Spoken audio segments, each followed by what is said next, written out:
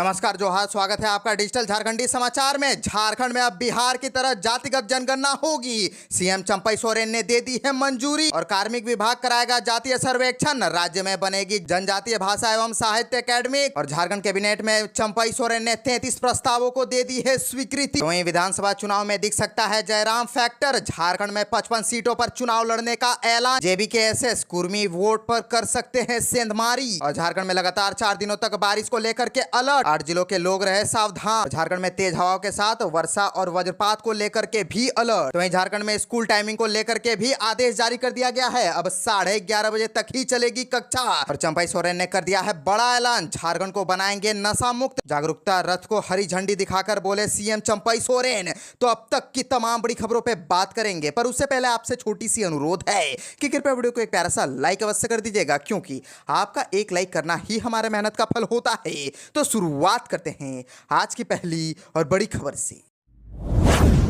इस वक्त की बड़ी खबर झारखंड से आ रही है, जहां झारखंड में चंपई सोरेन ने बड़ा ऐलान कर दिया है। अब झारखंड में भी बिहार की तरह जातिगत जनगणना कराई जाएगी। कार्मिक विभाग कराएगा जातीय सर्वेक्षण और राज्य में बनेगी जनजातीय भाषा एवं साहित्य अकेडमी। चंपई सोरेन ने कैबिनेट की बैठक में 33 प्रस्तावों को स्वीकृति दे दी है। अब उच्च एवं तकनीकी शिक्षा के विभिन्न वेबसाइटों के संचालन को लेकर के बनी वित्तीय नियमावली के नियम 235 को शिथिल करते हुए नियम 245 के अधीन MSCSC e governance service limited का मनोनयन के आधार पर चयन करने एवं उसके कार्यान्वयन के लिए 20,95,40,640 रुपए की प्रशासनिक स्वीकृति दी गई है। झारखंड वरीय न्यायिक सेवा भर्ती हो या नियुक्ति एवं सेवा शर्तें संशोधन नियमावली 2024 के गठन की स्वीकृति दी गई है। और आपको बताते चले कि दामोदर घाटी निगम द्वारा प्रस्तावित 1500 मेगावाट लुगुबुरु पहाड़ पंप स्टोरेज प्रोजेक्ट के निर्माण कार्य को स्थगित करने की भी स्वीकृति दी गई है। और परीक्षा को लेकर के कैबिनेट की बैठक में झारखंड योजना सेवा विभागीय परीक्षा एवं प्रशिक्षण नियमावली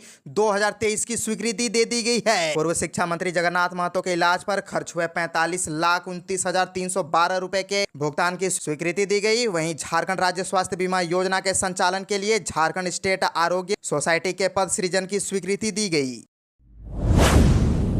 और एक बड़ी खबर झारखंड से आ रही है, जहां जेएमएम के कद्दावर नेता सुप्रियो भट्टाचार्य ने भाजपा के नेता पर गंभीर आरोप लगाया है। गोड्डा के भाजपा सांसद निशिकांत दुबे ने बाहर से गुंडे मंगाकर अपने ही दल के दलित को पिटवा दिया। दरअसल प्रदेश भाजपा के लोकसभा चुनाव परिणामों को लेकर मची उठापटक ने सत्तारूढ़ झारखंड मुक्ति मोर्चा को निशाना साधने का मौका दे दिया है। महासचिव सुप्रियो भट्टाचार्य ने आरोप लगाया है कि गोड्डा के भाजपा सांसद निशिकांत दुबे ने बाहर से गुंडे मंगाकर अपने ही दल के दलित विधायक नारायण दास को पिटवा दिया है। कसा है कि अगली बार राजमहल के भाजपा विधायक अनंत कुमार ओझा भी तो नहीं है। झामुमो महासचिव ने सवाल उठाया कि भाजपा के प्रदेश अध्यक्ष बाबूलाल मरांडी चुनाव परिणाम की समीक्षा बैठक में क्यों नहीं जा रहे हैं। और आपको बता दें कि सुप्रियो भट्टाचार्य ने आगे कहा कि देवघर के विधायक को स्पीकर सुरक्षा की मांग करनी चाहिए। भाजपा के नेता राज्य के लोगों से माफी मांगे। जो मारपीट भाजपा के भीतर चल रही है, यह मारपीट सही नहीं है। इससे राजनीतिक माहौल बहुत ही खराब होगा। भाजपा नेताओं को उन्होंने सुझाव दिया कि समीक्षा बैठक के पहले पुलिस को भी सूचित करे।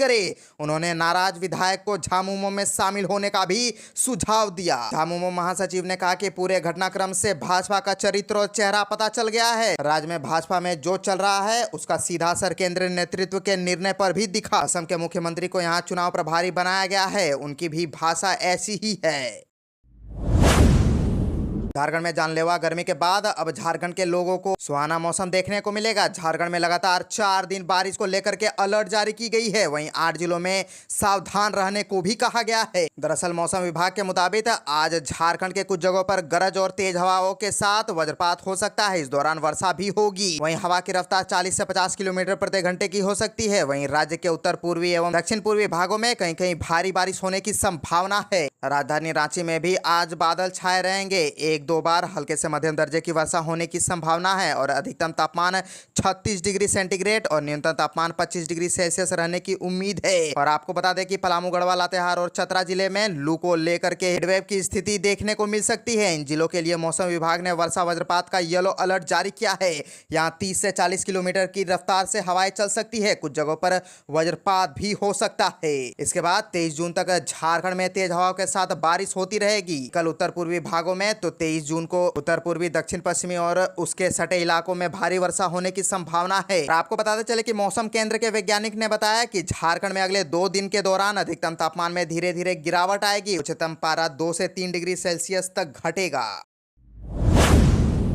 झारखंड सरकार ने स्कूल टाइमिंग को लेकर के एक आदेश जारी कर दिया है। अब 11:30 बजे तक ही चलेगी कक्षाएं। गर्मी को देखते हुए लिया गया है निर्णय। दरअसल झारखंड में भीषण गर्मी का कहर अभी भी कुछ जिलों में जारी है। इसे देखते हुए शिक्षा विभाग ने स्कूलों की टाइमिंग को लेकर के आदेश जारी किया है। जारी आदेश में स्कूल टाइमिंग तय किए गए हैं। संयुक्त सचिव नंदकिशोर लाल के हस्ताक्षर से जारी आदेश में बताया गया है कि अब स्कूल 7 बजे से लेकर के 11:30 बजे तक ही चलेंगे। यह आदेश केजी से लेकर के 12वीं तक के लिए जारी किया गया है। स्कूल की टाइमिंग में बदलाव हर श्रेणी के स्कूल के लिए लागू होगा। इस आदेश के दायरे में सरकारी, गैर सरकारी, सहायता प्राप्त, गैर सहायता प्राप्त, अल्पसंख्यक स्कूल और निजी स्कूल आएंगे। आदेश में कहा गया है कि निजी स्कूलों का संचालन उनके गाइडलाइंस के अनुसार होंगे। इस आदेश को तत्काल प्रभाव से लागू किया गया है। आदेश पर शिक्षा विभाग के प्रभारी सचिव का अनुमोदन मिला हुआ है।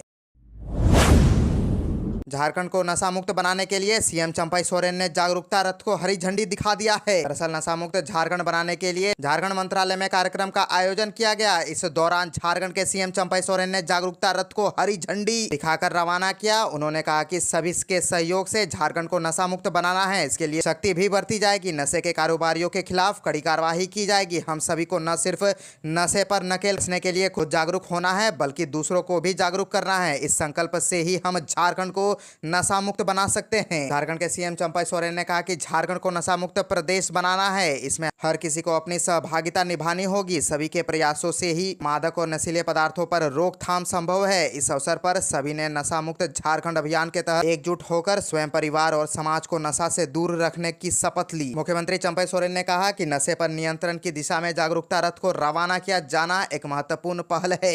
इससे नशे के दुष्प्रभाव के प्रति लोगों को जागरूक करने में मदद मिलेगी। लोग यह समझ सकेंगे कि नशे की वजह से उनका कितना नुकसान हो रहा है और इससे कैसे बचा जा सकता है। मुख्यमंत्री ने उम्मीद जताई कि नशे के खिलाफ प्रचार प्रसार से लोग जागरूक होंगे और दूसरों को भी नशे से दूर रखने के लिए प्रेरित करेंगे।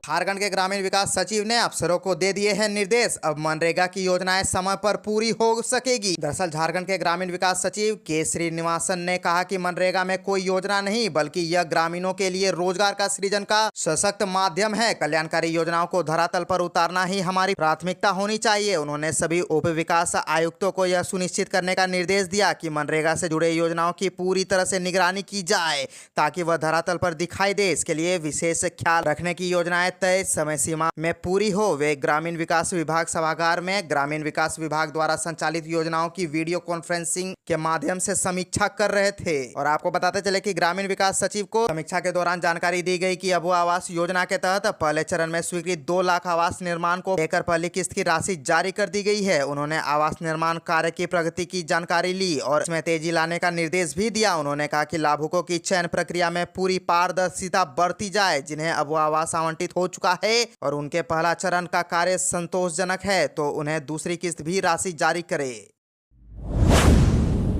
विधानसभा चुनाव में दिख सकता है जयराम फैक्टर। झारखंड में 55 सीटों पर चुनाव लड़ने का ऐलान। JBKSS कुर्मी वोट पर कर सकते हैं सेंधमारी। दरअसल लोकसभा चुनाव के परिणाम आ चुके हैं। केंद्र में सरकार भी बन चुकी है। झारखंड की 14 लोकसभा सीटों में एनडीए के हिस्से 9 और इंडी गठबंधन के हिस्से 5 सीटें आई। लोकसभा चुनाव के परिणाम चाहे जो भी रहे हो, झारखंड की राजनीति में एक नए चेहरे ने अपनी दमदार उपस्थिति दर्ज कर ली है।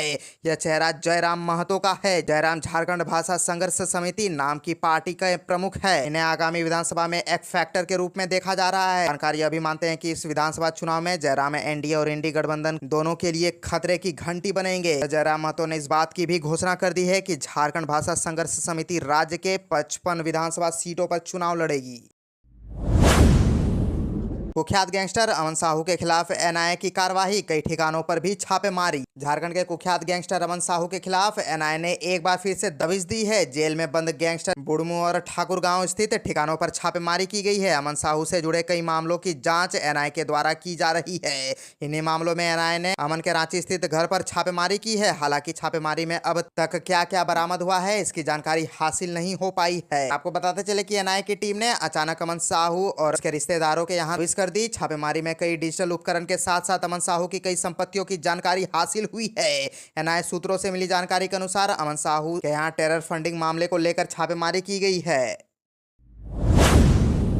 भाजपा के शीर्ष नेतृत्व में दो कद्दावर नेता मध्य प्रदेश के पूर्व मुख्यमंत्री शिवराज सिंह चौहान और असम के मुख्यमंत्री हिमंत बिस्वा शर्मा को झारखंड में विधानसभा चुनाव की कमान सौंपकर मजबूत तैयारी के संकेत दिए गए हैं। दोनों दिग्गजों को जिम्मेदारी देने का यह भी स्पष्ट हो गया है कि पार्टी पूरी गंभीरता के साथ विधानसभा चुनाव में उतरेगी। भाजपा के समक्ष चुनौती फिर से राज्य में डबल इंजन सरकार बनाने की होगी। दोनों नेताओं की काबिलियत जाहिर है। 15 वर्ष तक मध्य प्रदेश के मुख्यमंत्री के पद पर रहकर शिवराज सिंह चौहान ने अपार लोकप्रियता हासिल की है। उन्होंने विधानसभा चुनाव में सभी आकलन को ध्वस्त कर दिया। असम के मुख्यमंत्री हिमंत बिस्वा शर्मा का आभामंडल भी बड़ा है। दोनों नेताओं की जुगलबंदी से भाजपा राज्य में डबल इंजन सरकार की वापसी के लिए पूरा दम लगा रही है, लेकिन जमीनी परिस्थितियां चुनौतीपूर्ण भी है। दूसरी ओर सीता सोरेन अपनी अनदेखी का आरोप लगाकर भाजपा में गई थी। उनके आरोपों से प्रदेश भाजपा नेतृत्व में खलबली मच गई है। देवघर के भाजपा विधायक नारायण दास की भी नाराजगी सामने आई है। उनकी शिकायतें गोड्डा के भाजपा सांसद डॉक्टर निशिकांत दुबे के प्रति है।